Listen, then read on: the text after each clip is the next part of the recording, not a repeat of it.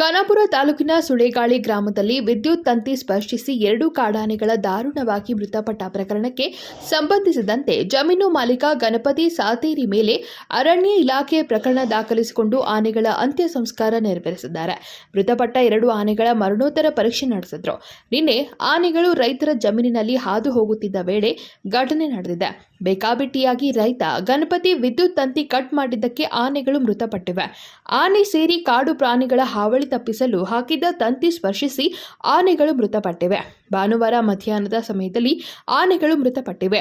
ಬೇಕಾಬಿಟ್ಟಿಯಾಗಿ ವಿದ್ಯುತ್ ತೆಗೆದುಕೊಂಡು ಜಮೀನಿಗೆ ಅಳವಡಿಸಿದ ಜಮೀನು ಮಾಲೀಕ ಗಣಪತಿ ಸಾತೇರಿ ಗುರವ್ ಮೇಲೆ ಎಫ್ಐಆರ್ ದಾಖಲಾಗಿದ್ದು, ಆನೆಗಳ ಸಾವಿನ ಬಗ್ಗೆ ಅರಣ್ಯಾಧಿಕಾರಿಗಳು ತನಿಖೆ ನಡೆಸುತ್ತಿದ್ದಾರೆ.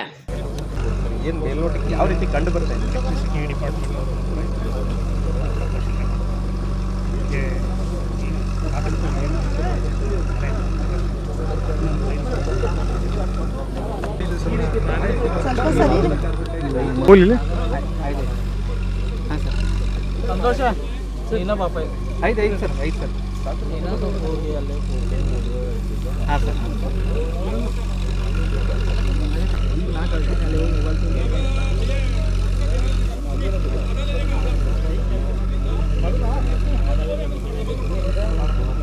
ಬೆಳಗ್ಗೆ 9 ಗಂಟೆಗೆ ಘಟನೆ ನಡೆದ ಸ್ಥಳದಿಂದ ಬೇರೊಂದು ಸ್ಥಳಕ್ಕೆ ಮೃತ ಆನೆಗಳು ಸ್ಥಳಾಂತರ ಮಾಡಿ ಬಳಿಕ ಮರಣೋತ್ತರ ಪರೀಕ್ಷೆ ನಡೆಸಿ ಅಂತ್ಯ ಸಂಸ್ಕಾರ ನೆರವೇರಿಸಿದರು.